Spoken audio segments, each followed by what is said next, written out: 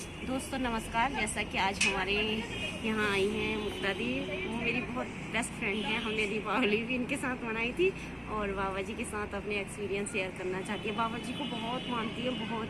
अगर थोड़े दिन नहीं आते हैं लगता है कि कहाँ चली गई, और फिर दिखती है तो बहुत अच्छा लगता है। तो अपने एक्सपीरियंस शेयर करेंगी। और ये है इनकी बेटी। नमस्कार, मैं मुक्ता सक्सेना आप सभी का स्वागत करती हूँ भाभी जी के चैनल पे। दोस्तों, मैं पिछले 1 साल से यहाँ हल्द्वानी रह रही हूँ और हमारा जो अनुभव है बाबा जी के बारे में, लगभग 2017 में बाबा जी से हमारी मुलाकात हुई। एक एक्सीडेंटल समझ लीजिए या एक सौभाग्य वो समझ लीजिए। तो उसमें ऐसा हुआ कि जब हम बाबा जी से हमारी मुलाकात हुई तो एकदम बरबस ही खिंचते चले गए।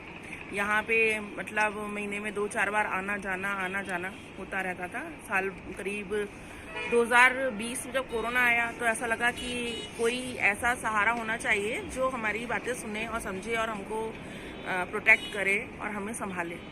तो उस दौरान जो था बाबा जी ने हम लोगों को इन 2 सालों में, महामारी के 2 सालों में हम लोगों को बहुत संभाला, सुधारा और मन ऐसा कर दिया कि हमारे संग में 2 चीज़ें हुई। पहला तो ये हुआ कि 2020 से हम लोग दिल्ली के रहने वाले हैं। 2020 से दिल्ली के ISBT मंदिर से हम अपनी एक कैंची धाम की बस यात्रा 2 दिन की लेके आते हैं हर महीने 1 या 2 बार, इच्छानुसार जितने भक्त इकट्ठे होते हैं उसके अनुसार।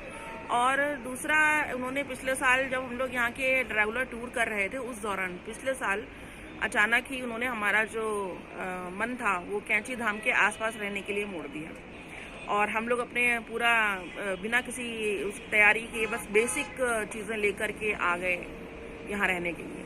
और इस समय हम लोग कैंची धाम के पास हल्द्वानी में रहते हैं। और आप समझिए कि आज अभी 4 दिन पहले ही आए थे यहाँ दर्शन करने और फिर आज यहाँ फिर उपस्थित हैं और हो सकता है अगले 2 दिन बाद फिर आ जाएं।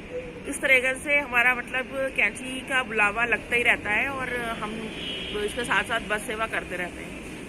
और आप अनुभव में, जैसे मेरे अनुभव में क्या है कि मेरा अनुभव ऐसा है कि जैसे एक आप ऐसे शक्ति के संग जुड़े हुए हैं बाबा जी के माध्यम से, जो आपको मतलब याद करने की ज़रूरत ही नहीं पड़ती। आपको हमेशा वो आपके साथ रहते हैं। जैसे मुझे ऐसा महसूस होता है कि जैसे मेरे साथ खड़े हुए हैं और मेरे पीछे मेरे कंधे में हाथ रख के कहते हैं, तुम करो, हम तुम्हारे साथ हैं, तुम चिंता ना करो, मैं तुम्हारे साथ हूँ। और हमेशा ये रहता है उनका कि कभी कोई ऐसा मतलब एक्सपीरियंसेस ख़राब भी होते हैं, लेकिन जब बचाव की स्थिति आती है तो ऐसी चीज़ों में बचाव होता है जहाँ पे लोग समझते कि ये नामुमकिन था। तो मतलब इससे मतलब मुझे लगता है कि ये जो शब्द हैं इनसे ज़्यादा और क्या बाबा जी के बारे में बोला जाए कि अपने चरणों में उन्होंने बिठा रखा है और हमें इतनी अच्छी सहेली मिली हुई है भाभी जी के रूप में। जब मन करता है तो यहाँ आ जाते हैं।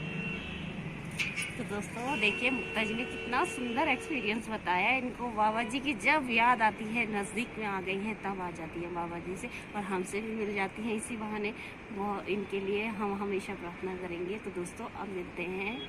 मुक्ता जी ने आज अपना अनुभव बताया और अभी हम आपको करा रहे हैं आरती के दर्शन।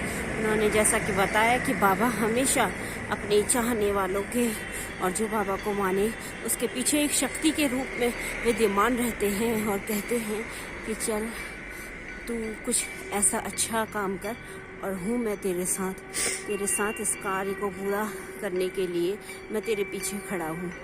तो दोस्तों अभी हम आपको करा रहे थे आरती के दर्शन और कल फिर आपसे इसी वक्त मुलाकात होगी। नमस्कार, धन्यवाद।